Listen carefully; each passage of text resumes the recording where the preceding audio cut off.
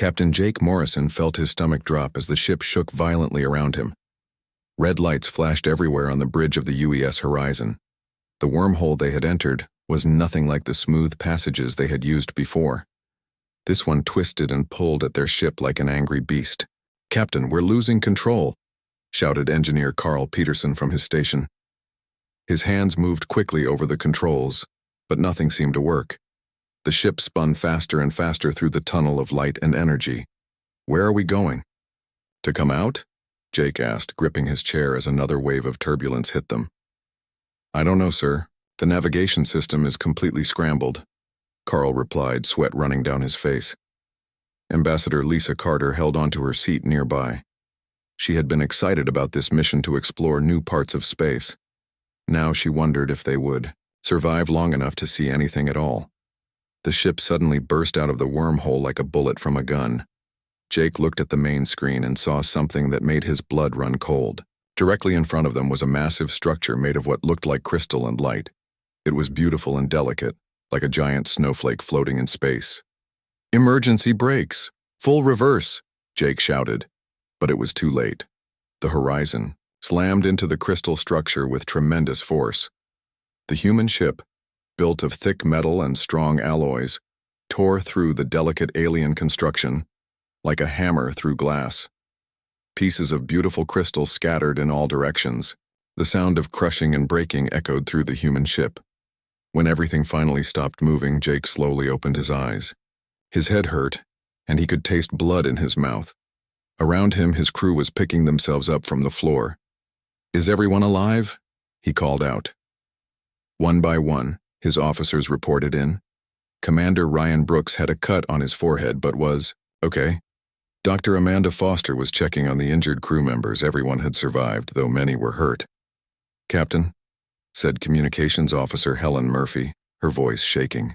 "I'm getting signals from all around us, lots of them, and they don't sound happy." Jake looked at the main screen again. The crystal structure they had crashed into was much larger than he had first thought. It stretched out in all directions, and now he could see ships approaching from every side. These ships looked nothing like human vessels. They were smooth and curved, made of materials that seemed to glow with their own light. "Try to contact them," Jake ordered. "Tell them it was an accident." Lisa stood up, straightening her uniform. As the ship's ambassador, this was her job. "Put me on all frequencies," she said. "This is Ambassador Lisa Carter of the Earth vessel Horizon," she began. "We apologize for the accident. Our ship malfunctioned and we could not control our approach. We mean no harm and wish to make repairs for any damage we have caused." The response came quickly, but it was unlike anything they had ever heard. The voice was musical and soft, like wind chimes in a gentle breeze, but the words, when translated by their computer, were not gentle at all.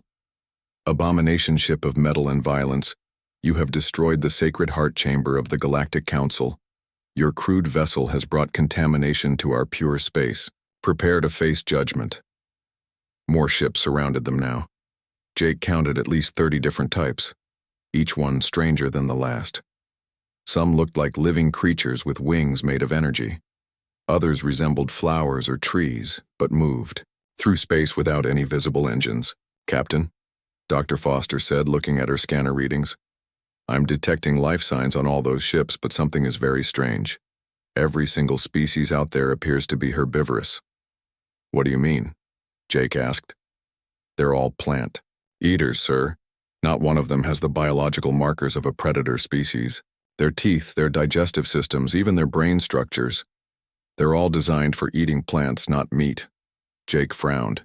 In all of Earth's history, he could not think of a single intelligent species that had evolved without some predatory traits. Even humans who had moved beyond hunting for survival still carried the instincts and biology of hunters. A new voice came over the communication system, even more musical than the first. "I am Speaker Veltar of the Etherian Collective, voice of the Galactic Council. Your species is unknown to us. State your nature and origin." Lisa stepped forward again. "We are humans from the planet Earth. We are explorers, seeking to learn about the galaxy and meet new civilizations." "Humans," Speaker Veltar repeated the word as if it tasted bad. Show us your biological nature so that we may determine how to proceed. Dr. Foster looked at Jake, who nodded. She transmitted their basic biological data: human DNA structure, dietary requirements, and evolutionary history. The silence that followed lasted for several long minutes. When Speaker Veltar spoke again, there was something new in the musical voice. Fear. This cannot be. You consume the flesh of other creatures. You have killed to survive. Your entire evolution is built upon predation and violence. The voice grew higher, more panicked. No predator species has existed in our galaxy for 50,000 years. They are myths, stories told to younglings about the dark times before civilization. Jake felt a chill run down his spine. What happened to all the predators? He asked. They vanished during the Great Silence 12,000 years ago. All of them, everywhere, gone in a single night. We thought the galaxy was finally safe, finally pure, but now you arrive bringing the old darkness back with you. Through the ship's cameras, they could see alien beings on the other vessels. They were beautiful in an otherworldly way, tall and graceful, with skin that seemed to shimmer like water or light. But as they looked at the human ship, their faces showed only horror and disgust. Commander Brooks moved closer to Jake. Captain, their ships have no weapons that I can detect. Their entire fleet appears to be designed only for defense, not attack. Jake nodded grimly. A civilization that had never known predators would have no need for weapons. They had been living in a galaxy-wide garden, protected and peaceful. Until now. Speaker Veltar's voice returned, formal and cold. The Galactic Council declares the species known as humans to be abominations against the natural order. You will be quarantined immediately. Any attempt to spread your violent nature to our pure species will result in your complete isolation from galactic civilization. Jake looked around at his crew. They were hurt, stranded, and now apparently considered monsters by an entire galaxy of peaceful species. But they were alive, and they were together. Quarantine us if you must, he said into the communication system. But we are not the monsters you think we are. Given time, perhaps we can prove that to you. What none of them knew was that their arrival had been detected by something else, something that had been waiting in the dark spaces between stars for exactly this moment. The return of predators to the galaxy had not gone unnoticed, and Ancient eyes now turned toward this small sector of space with renewed interest. The hunt was about to begin again. Lieutenant Colonel Danny Pierce walked through the damaged corridors of the horizon, checking on his people. 3 days had passed since their crash into the Galactic Council station. The alien ship still surrounded them, but now they kept a much greater distance, as if the human vessel carried some terrible disease. The aliens had been true to their word about quarantine. Energy barriers now surrounded the horizon, and any attempt to leave the ship triggered warnings from the Council fleet. But they had also provided what they called proper nourishment, containers of plant-based foods that were supposed to meet human dietary needs. Danny found Security Chief Tony Martinez in the mess hall, staring at a bowl of what looked like purple soup made from unfamiliar vegetables. "How's the food treating everyone?" Danny asked, sitting down across from Tony. Tony made a face. "It's keeping us alive, but barely. The crew is always hungry, always tired. These plant foods just don't give us the energy we're used to. Some of the guys are getting pretty cranky." Danny nodded. He felt it too. A constant gnawing hunger that the alien food could never quite satisfy. Humans needed protein, fats, and nutrients that only came from meat. Without it, they were slowly weakening. "Any word from the captain about our situation?" Tony asked. "He's still trying to negotiate with the Council, but they won't even let Ambassador Carter aboard their station. They're too afraid of our contamination to risk direct contact." Across the ship, Dr. Susan Hall sat in her small office, surrounded by data screens showing alien text and symbols. The Council had given them access to their historical databases, probably hoping that learning about galactic civilization would help humans understand their place in it. What Susan was discovering was far more disturbing than helpful. She scrolled through records that went back tens of thousands of years. Every species in the Council had joined at different times, but they all shared the same basic story. At some point in their history, each species had undergone what the records called the Great Enlightenment, a process that removed their aggressive and violent traits. But as Susan dug deeper, she found older records that told a different story. Before their enlightenment, many of these species had been different. Some had been warriors, others had been hunters, a few had even been predators themselves. All of that had been changed, edited out of their biology like erasing words from a book. Computer, search for references to great silence in the historical database, Susan said. The results made her blood run cold. 12,000 years ago, in a single night, every predator species in the galaxy had vanished. Not died, not evolved, into something else, simply vanished without a trace. The records were vague about what had caused it, using words like blessing and purification. But in the oldest files, the ones written closest to the event, Susan found hints of something else. References to the harvest and the collectors. Mentions of ships that came from beyond the galaxy's edge, taking species away for reasons no one understood. She was so absorbed in her research that she almost missed the soft chime indicating an incoming message. When she looked up, she saw Captain Morrison's face on her screen.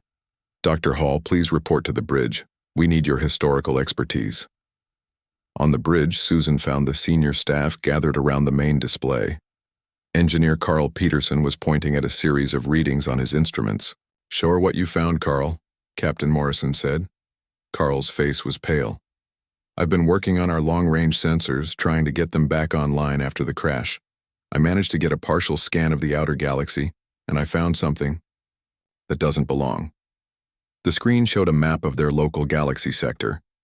Most of it was filled with the warm colors representing council space, areas full of planets, stations, and peaceful civilizations. But at the very edge, in the cold darkness beyond the galactic rim, there were other signals. "What am I looking at?" Susan asked. "Energy signatures," Carl replied. "Big ones. Moving toward the galactic core at speeds that should be impossible. They're still months away, but they're definitely heading this way." Commander Brooks frowned. "Could they be more council ships?" Carl shook his head. "The energy patterns are completely different.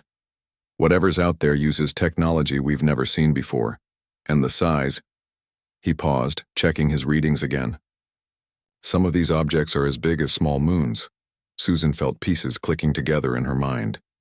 "The great silence," she said quietly. "I think I know what happened to all the predators." She quickly explained what she had found in the historical records. The vanishing of predator species, the references to harvest and collectors, the timing of the Great Enlightenment programs. "You think something comes and takes predator species away?" Ambassador Carter asked. "I think something has been managing this galaxy like a farm," Susan replied. "Remove all the predators, let the herbivore species develop and multiply, then return, every so often to collect whatever has grown." The bridge fell silent as everyone absorbed this information. Finally, Captain Morrison spoke. "How long until those signals reach council space?" Carl checked his calculations. "At their current speed, maybe 4 months, maybe less. And they don't know we're here yet?" "Probably not. We're new arrivals and our crash was an accident. But once they scan this sector..." Tony Martinez, who had come to the bridge during the discussion, spoke up. "Captain, there's something else you should know. I've been studying the council fleet around us.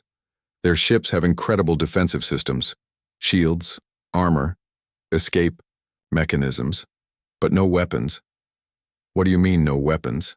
Brooks asked. "I mean none. Zero. These species have lived in peace for so long that they've forgotten how to fight. They probably couldn't defend themselves against a determined group of pirates, let alone whatever's coming from outside the galaxy." Dr. Foster, who had been quietly listening, added her own disturbing observation. "And every single council species has been genetically modified. Their aggressive instincts, their territorial behaviors, even their ability to feel anger, it's all been removed or suppressed. They've been domesticated." Captain Morrison sat down heavily in his command chair. The full picture was becoming clear, and it was worse than he had imagined. The galaxy was populated by species that had been deliberately weakened and pacified. They lived in a beautiful garden prison, unaware that they were being prepared for. "Harvest, Captain," Helen Murphy said from her communication station. "I'm picking up something strange. There are transmissions coming from the outer rim. Very faint. They're not in any language our computers can translate. Put it on speaker." The bridge filled with a sound unlike anything they had ever heard. It was harsh and guttural, filled with clicks and growls that made everyone's skin crawl. But underneath the alien nature of it, there was something else: intelligence and purpose. Dr. Foster ran the sounds through her biological analysis systems. These aren't just random noises. This is definitely language, but it's unlike anything in the Council databases. Whatever's making these sounds has a completely different vocal structure, probably evolved for intimidation and dominance rather than harmony. The transmission cut off abruptly, leaving the bridge in uncomfortable silence. "How long before our message reaches Earth?" Morrison asked. Carl consulted his instruments. "At least 8 months, sir. Even if they respond immediately, it would take another 8 months for their reply to reach us. So we're on our own." "Yes, sir." Captain Morrison looked around at his crew, tired, hungry, surrounded by aliens who saw them as monsters, and now facing the approach of something that had been harvesting the galaxy for thousands of years. But they were still alive, still thinking, still human. "All right, people. We need to learn everything we can about these collectors before they arrive. Susan, keep digging through those historical records. Carl, monitor those signals from the outer rim. Tony, study the Council defenses and figure out what we're working with." He paused, looking at each of them in turn. "And everyone needs to understand something. When whatever's coming finally arrives, the Council species won't be able to help us.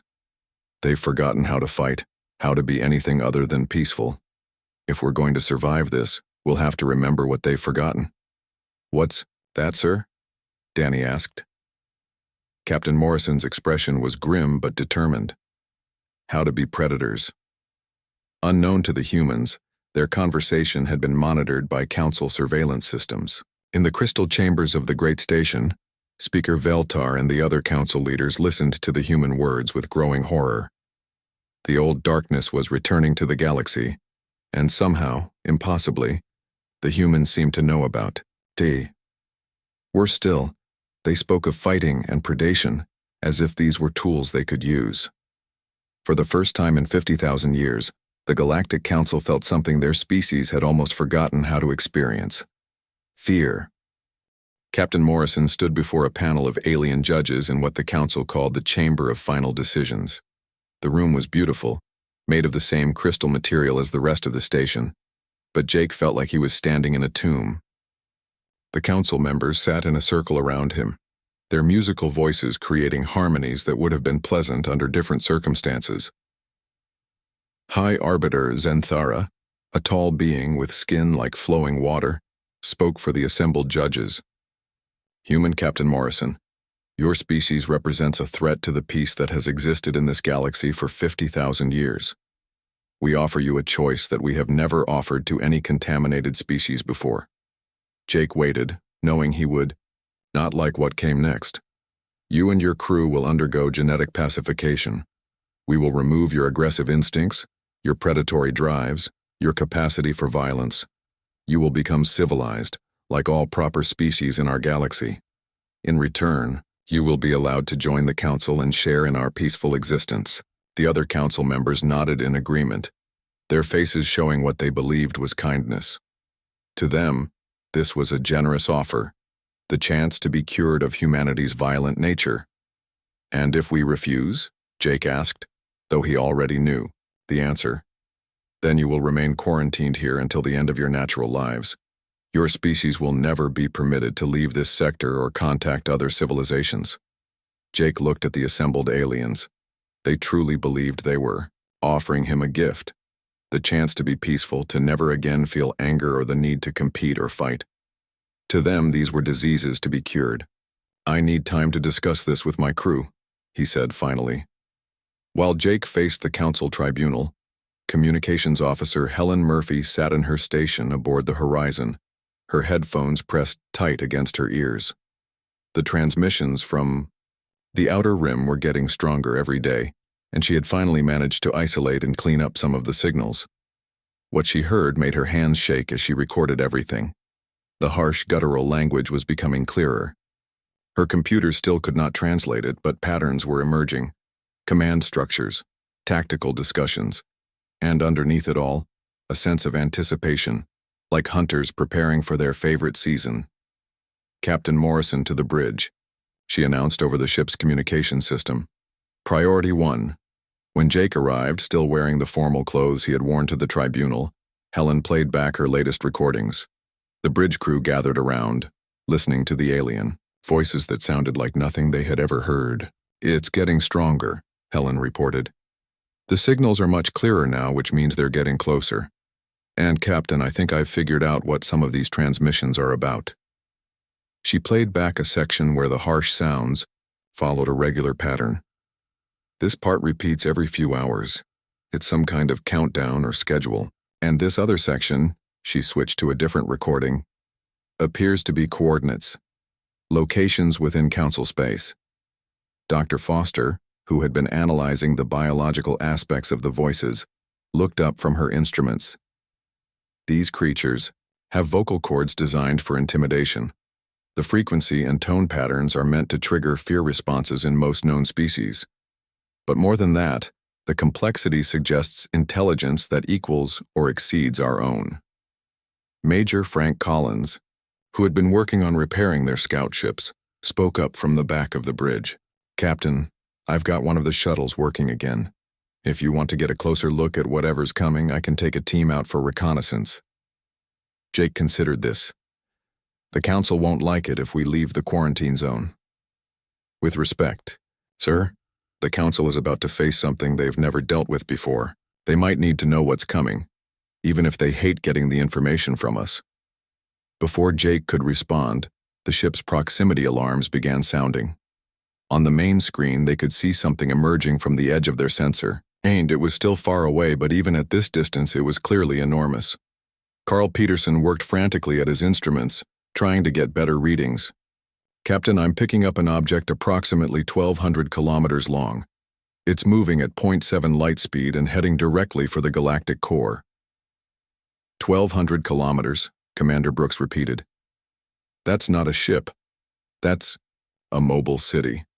The object was still too far away to see clearly, but as they watched, it began to change course slightly. Instead of heading for the galactic core, it was now angling toward their current position. "It knows we're here," Jake said quietly. As if in response to his words, the ship's communication system activated. But this time, the voice that came through was not the musical tones of the council species. It was harsh and deep, speaking in the same guttural language they had been monitoring from the outer rim.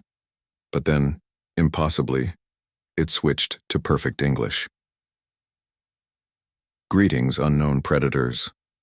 We are the Kethmori, and we have traveled far to investigate reports of apex hunters in this sector. You have been detected among the prey species of this region." The bridge fell silent. Everyone stared at the communication system as if it might bite them. The voice continued.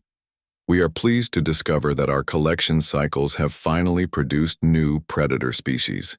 It has been many rotations since the prey worlds have evolved anything worthy of our attention." Captain Morrison stepped forward.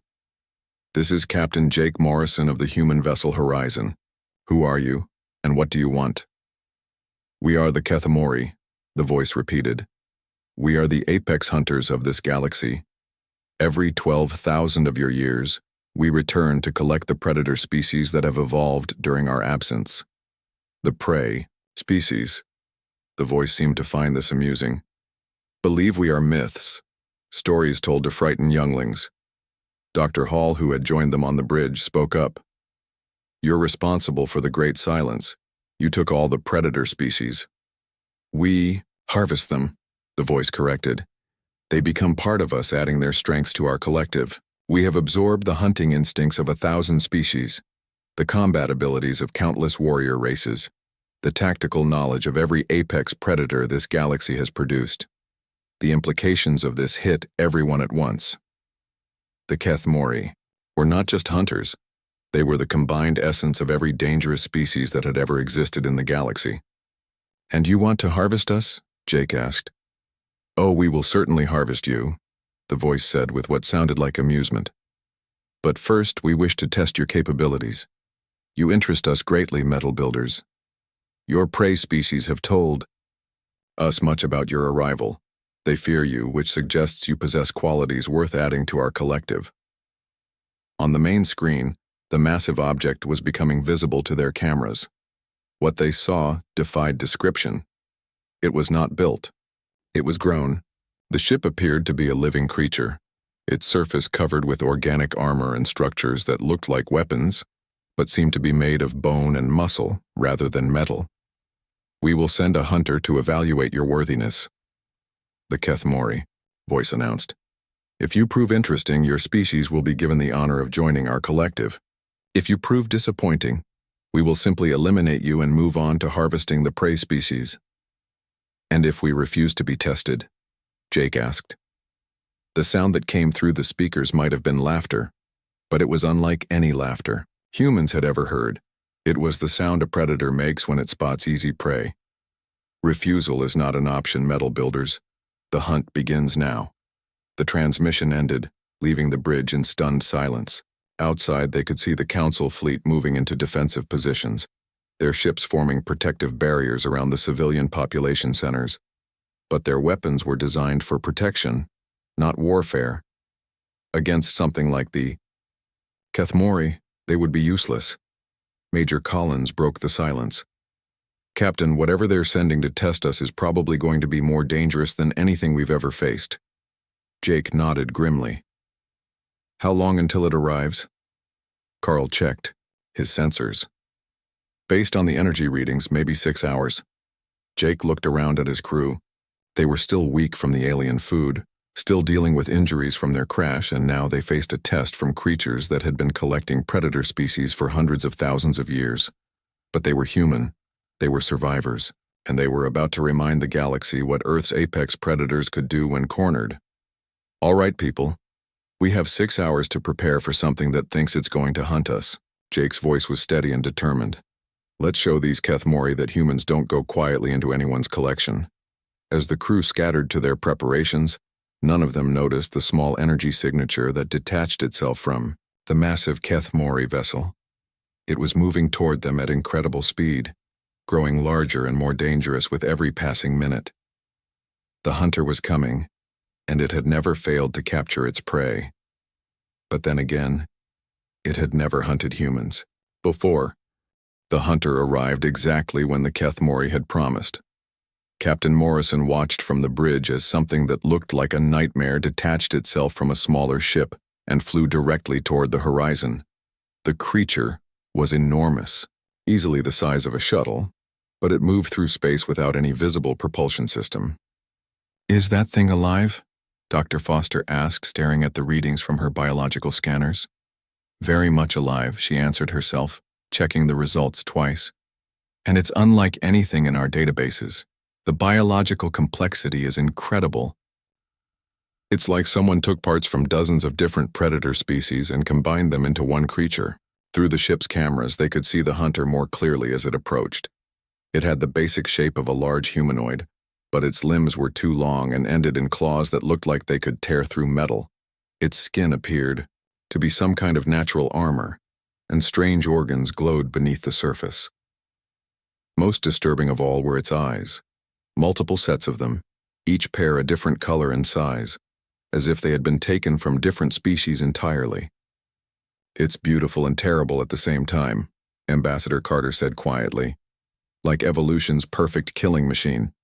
The creature landed on the horizon's outer hull with a sound that echoed through the entire ship. Then, impossibly, it began to speak. Its voice came through their communication system, somehow deep and multi-toned. "I am Kethval, hunter of the Third Descent, bearer of 700 kills. I have come to test the worthiness of the species known as humans." Captain Morrison activated the ship's external speakers. "I am Captain Jake Morrison. What kind of test did you have in mind?" "Simple, metal builder. You will attempt to prevent me from entering your vessel and claiming 3 of your crew for evaluation. If you succeed, your species will be deemed worthy of proper harvesting. If you fail, we will simply eliminate you as uninteresting prey. And what happens to the 3 crew members you claim? The sound that came back might have been laughter. They will become part of me, as have the champions of so many species before them. Their knowledge, their instincts, their fighting abilities will add to my own. It is a great honor. Jake looked around at his crew. Everyone understood what was being offered, a rigged game where humanity could only lose. Either they failed the test and died, or they passed it and got harvested anyway. We decline your test, Jake announced. This time the hunter's laughter was definitely genuine. Prey species always believe they have a choice. Allow me to demonstrate otherwise. The sound of tearing metal filled the air as Kethaval began ripping through the horizon's outer hull. The ship's emergency systems activated, sealing off the damaged sections, but it was clear that no barrier would stop the creature for long. Lieutenant Colonel Pierce grabbed his assault rifle and headed for the corridors. All security teams, defensive positions. We have a hostile boarding our ship. But even as he said it, Danny knew their weapons would be useless. This creature had absorbed the combat knowledge of hundreds of predator species. It had fought battles across thousands of worlds. What could humans possibly do against something like that? The hunter broke through into the ship's lower decks within minutes. The security cameras showed it moving through the corridors with fluid grace, its multiple eyes scanning for threats, its claws leaving deep gouges in the metal walls. Tony Martinez led the first team that encountered Kethaval. They opened fire. The moment they saw it, their rifles sending bullets down the narrow corridor. The creature simply stood there and let the bullets hit its armored skin. They bounced off like raindrops. Interesting, Kethaval said, its voice now coming from speakers near the security team. Projectile weapons, crude but effective against most species. However, my armor was grown from the shells of the Carthex deep hunters. Your weapons cannot penetrate it. Tony and his team scattered as the creature rushed forward. It moved faster than anything that large should have been able to move. One security officer was not quick enough. Kethaval's claws caught him and lifted him into the air. The first of 3, the hunter announced. His fear and desperation will make excellent additions to my collection. But before Kethaval could do whatever it intended, Carl Peterson's voice echoed through the ship's communication system. Emergency Vent Protocol Section 7. All personnel clear the area. The corridor filled with superheated steam from the ship's engine systems. The hunter dropped the security officer and stumbled backward, its armor sizzling from the heat.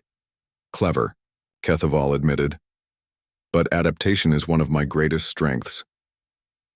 The creature's skin began to change, developing heat-resistant properties in real time. Within moments, it was walking through the steam as if it were a light breeze. Tony helped his injured teammate to safety, but he knew they had only bought themselves a few minutes. The creature was learning from each attack, becoming more dangerous with every encounter. In the ship's engineering section, Carl worked frantically to modify their systems. If bullets don't work and heat doesn't work, we need something else. He muttered to himself. Think, Carl. What would stop a creature like that? Meanwhile, Dr. Hall had been studying everything they knew about the Kethmori. The creature stalking their ship was the combined essence of countless predator species, each one perfectly adapted for hunting and killing, but that might also be its weakness. Captain, she called over the communication system. I think I know how to fight this thing. I'm listening, Jake replied from the bridge where he was coordinating the defense efforts.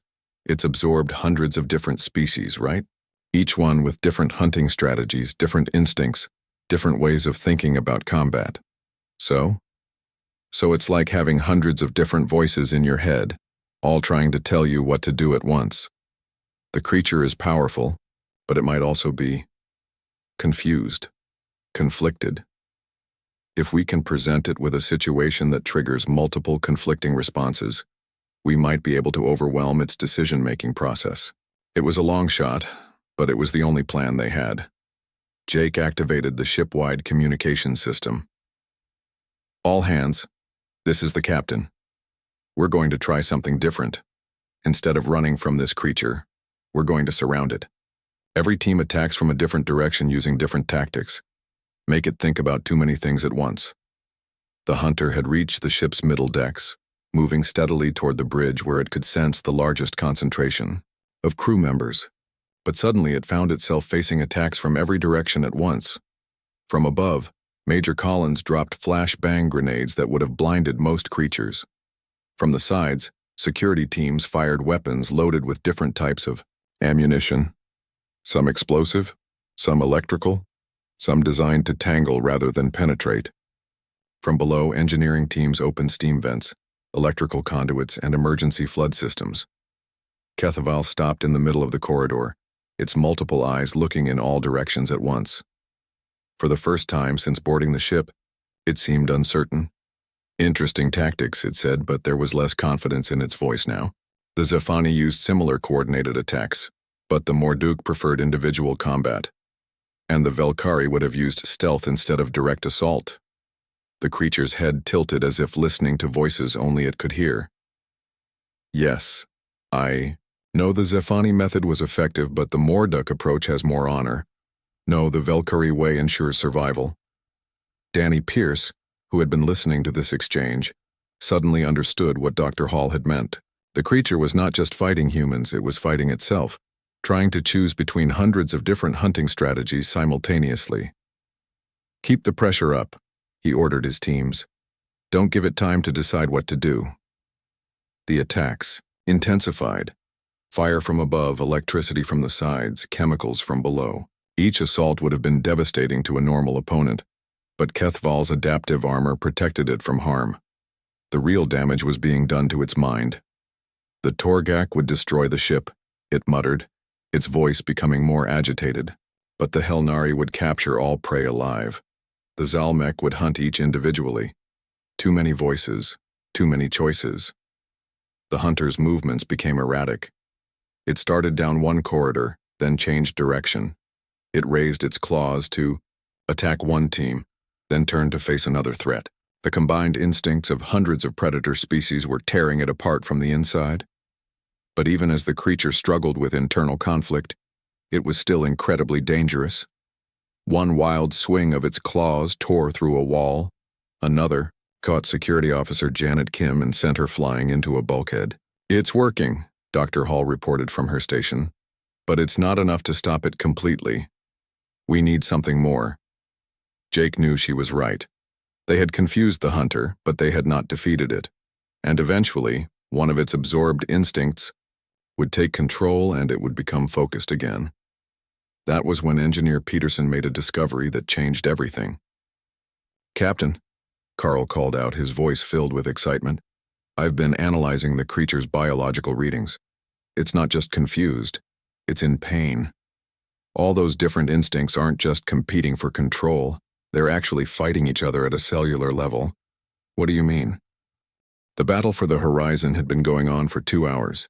Kethaval, the Kethamori hunter, was trapped in the ship's central corridor, surrounded by human defenders who refused to give up or follow any logical pattern of attack. Captain Morrison watched from the bridge as his crew implemented the most chaotic battle plan in human military history. They were not trying to kill the hunter. Their weapons could not penetrate its armor. Instead, they were trying to drive it insane with conflicting stimuli. Every few minutes, a different team would attack, using completely different tactics. Major Collins would drop from the ceiling vents with improvised explosives. Then Tony Martinez would charge from the front with electrical weapons. Then Carl Peterson would flood the corridor with various gases and chemicals. Nothing was coordinated. Nothing followed standard military doctrine, and it was working. The Morduk instincts say to fight honorably. Keithval was muttering, its voice becoming more fragmented by the hour. But the Velkari memories demand stealth killing. The Zalmek experiences require individual hunts. The Torgak genetics want to destroy everything. The creature was standing in the middle of the corridor, its multiple eyes darting in all directions, its claws opening and closing uselessly. The combined hunting instincts of hundreds of species were creating a feedback loop that was tearing its mind apart. Dr. Foster, who had been monitoring the creature's biological signs, made an announcement that changed everything. "Captain, I'm reading massive internal cellular damage. The creature's own absorbed genetics are attacking each other.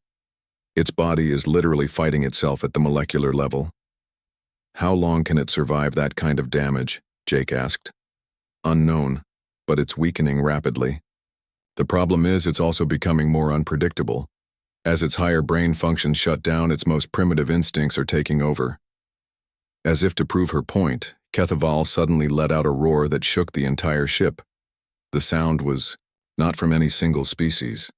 It was a combination of every hunting cry, every battle scream, every territorial challenge from every predator the Kethamori had ever absorbed. Then it went completely berserk. The creature began tearing through the ship's corridors with no strategy, no plan, just pure destructive instinct. Its claws ripped through metal walls like they were paper. Its strength, no longer controlled by intelligence, became purely destructive. "All teams fall back," Jake ordered. "Let it tear itself apart." But Lieutenant Colonel Pierce had a different idea. "Captain, I think there's a way to end this faster." "I'm listening." "The creature has absorbed the instincts of hundreds of predator species, right? But none of those species ever had to deal with something that doesn't fit into their understanding of prey or predator." Jake frowned. "What do you mean?" "Humans are persistence hunters, sir. We don't rely on strength or speed or natural weapons. We outlast our prey. We adapt faster than they can adapt to us. We use tools and cooperation and intelligence in ways that confuse other predators." Danny's voice grew more excited as he explained his plan. "What if we stopped acting like prey or like competing predators? What if we acted like what we really are, persistence hunters who see this creature as just another problem to solve?" The plan was simple in concept, but terrifying in execution. Instead of running from Kethval or trying to fight it directly, the human crew would surround it and simply wear it down. They would take shifts, always keeping pressure on it, never letting it rest or recover or figure out what they were doing. "It's like hunting a mammoth," Danny explained to his security teams. "You don't try to kill it with one spear thrust. You follow it for days, taking small bites out of it until it's too weak to fight anymore." The new strategy began immediately. Teams of humans would approach the maddened creature from different directions, not to attack it but simply to get its attention. When it charged at one team, they would retreat while another team approached from behind. When it turned to face the new threat, the first team would advance again. They gave it no rest, no time to think, no opportunity to focus on any single threat long enough to deal with it effectively. Kethval, already damaged by its own conflicting instincts, found itself facing something unprecedented in its long existence. The humans were not trying to defeat it in glorious combat. They were not attempting to outsmart it with clever tactics. They were simply wearing it down through relentless, methodical persistence. "What are you doing?" the creature roared, its voice now containing harmonics of confusion and growing desperation. "Fight me properly, face me as warriors, show me your strength so I can absorb it." But the humans just kept circling, keep pressing, never giving it what it wanted. After 6 hours of this treatment, Kethaval was no longer the perfect predator it had been when it boarded the ship. Its armor was cracked from its own thrashing. Its multiple eyes were unfocused from exhaustion. The cellular damage caused by its conflicting instincts had weakened it severely. That was when Carl Peterson made his final contribution to the battle. "Captain," he called from engineering, "I've been analyzing the creature's energy patterns. I think I know how to disrupt its biological systems completely." "How?" "It's adapted to absorb energy from weapons, heat, electricity, all the things we've been throwing at it. But there's one type of energy it has never encountered because no other species in the galaxy uses it." Jake waited for the explanation. "Microwave radiation, sir. Specifically the frequency we use for our communication systems. The creature's absorbed genetics have no defense against it because no natural predator evolution would ever encounter that exact wavelength. It was a long shot, but they were out of conventional options. Carl modified the ship's communication array to focus a tight beam of microwave energy at the creature. The effect was immediate and devastating. Kethval screamed as the radiation interfered with its nervous system. The carefully balanced combination, of absorbed species began to break down completely. "This is impossible," it gasped, falling to its knees in the corridor. "No prey species has ever... You cannot be... What are you?" Captain Morrison walked up to the wounded creature, staying just out of reach of its weakened claws. "We're humans. We're persistence hunters who learn to use tools. We're predators who survive by adapting faster than anything that hunts us." Kethaval looked up at him with all of its many eyes. "You defeated me without superior strength, without better weapons, without greater speed. How?"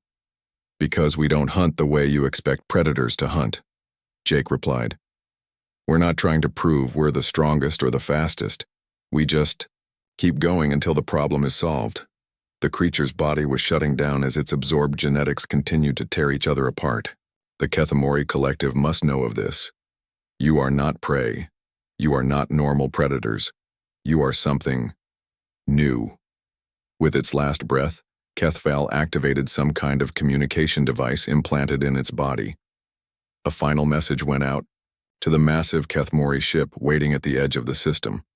Then the hunter died, its body finally succumbing to the damage caused by its own stolen instincts and human persistence. On the bridge of the horizon, Jake and his crew watched as the Kethmori mothership began to change course. Instead of approaching their position, it was moving away, heading back toward the galactic rim. Helen Murphy intercepted a transmission from the alien vessel. The harsh voice they had heard before was speaking, but now there was something different in its tone. Uncertainty, maybe even fear. "The harvest is postponed," the transmission said. "We have encountered a variable that does not fit our understanding. The humans must be studied further before any collection attempt is made." The massive bioship disappeared back into the darkness between stars, leaving behind only questions and the promise that it would return. In the crystal chambers of the Galactic Council Station, Speaker Veltar and the other council leaders watched the departure of the Kethamori vessel with amazement. The ancient hunters, the creatures that had dominated the galaxy for hundreds of thousands of years, had been driven away by the same species the council considered barbaric. "Perhaps," Veltar said quietly to his fellow council members, "we have been wrong about the nature of these humans." On the horizon, Captain Morrison addressed his exhausted crew. "People, we just survived something that has been harvesting this galaxy since before human civilization existed. But this isn't over. They'll be back, probably with better understanding of what we can do." He looked around at the faces of his crew, tired, hungry, far from home, but still determined. "When they return, they won't just be facing us. Earth will have received our message by then. Humanity will be ready, and maybe, just maybe, we can teach this galaxy something it forgot a long time ago." "What's that, sir?" Dr. Foster asked. Jake Morrison smiled grimly. "That sometimes the best way to deal with an apex predator is to show it what a real persistence hunter can do when it's protecting its pack." Outside, the stars continued to shine, but now they seemed less cold and empty. Humanity had announced itself to the galaxy in the most human way possible, by refusing to give up when faced with impossible odds. The Kethmori had ruled the galaxy through fear and superior predation for millennia.